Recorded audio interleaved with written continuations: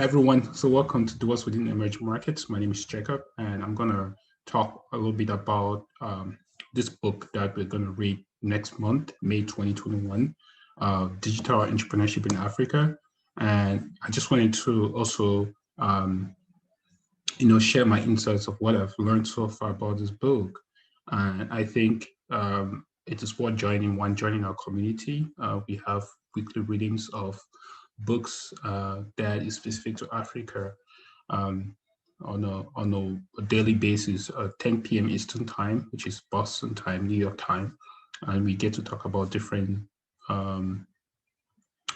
books specific for the month. So this month we're reading the book "The Next Factory in the World" by Huan Sun, Irene Wanson, and another book. We have the second book to slip off my mind, but we have books for each month. And this month we're talking about the book Digital Entrepreneurship in Africa, How a Continent is Escaping Silicon Valley's Long Shadow.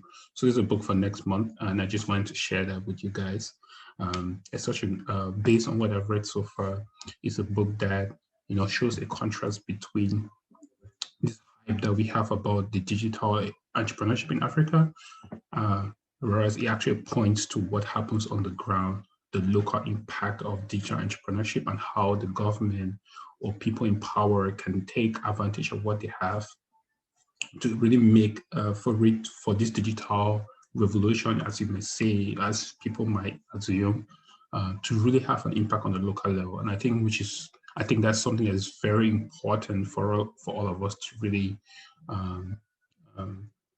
for us to really think about how does, you think of the flutter waves or, the pay stacks, how that digitalization of Africa has affected the local people. What does it really mean? And how can we really create something that is much more specific for Africa, something that actually helps people on the ground, and actually creates a class of people that not only they become elites of themselves, but they can really include everybody in this transformation of digitalization and entrepreneurship in Africa. So I think there are certain themes that I kind of got just from like the main highlights of the book, which I think would be very interesting for you guys to join our community next month. Some of it was, we have this pretense to assume we have this. I think we have this. As a society, we always have this idea, like, when there's a trend, everybody just hops on it without really fully understanding the implication of what that can do for the inclusive nature of what that means. And I think this digitalization of Africa and digitalization of especially digitalized digital entrepreneurs in Africa, I think one thing that really gets missed out is how do we get this form of transformation inclusive. And this book, from what I read so far in terms of highlights, like they're trying to figure out what is the best way for us to communicate what is happening on the continent in a way that people in power or people that have the ability to change the way this transformation is happening, we include everyone in the conversation and we make it very localized in a way that Africans themselves can benefit from it in some way. And we don't really copy what Silicon Valley says. We don't really, have so responsive to how Silicon Valley, assume digitalization has to be. What is the more localized version of entrepreneurship in Africa? And I think also most importantly, we should be thinking about what how do we factor in some of the success stories in the bigger conversation of entrepreneurship in Africa. And I think in some way, hopefully when I read this book, I'll probably get a better sense of it.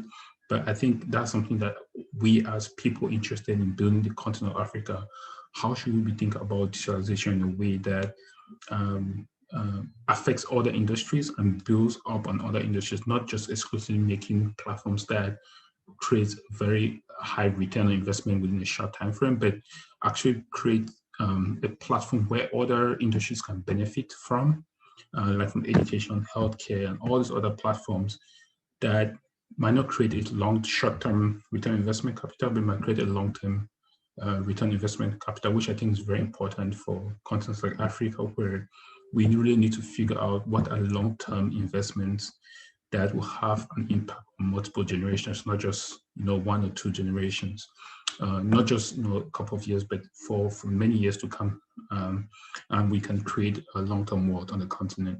So I'm really excited about reading this book next month.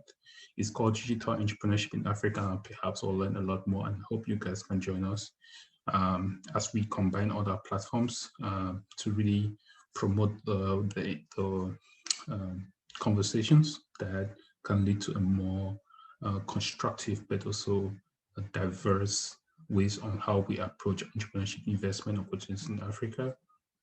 And most importantly, build a network where people who are interested or already doing some amazing work in Africa can come together and actually do some meaningful work. So, so that is it for this episode. I hope you join us for upcoming episodes, and please feel free to join us for our conversations. We'll have the links in this podcast on how to join our conversations. And if you are watching this on YouTube, please subscribe, and we'll have more exciting stuff for you moving forward. So thanks for stopping by on the podcast. I look forward to seeing you in the next episode. Take care, everyone.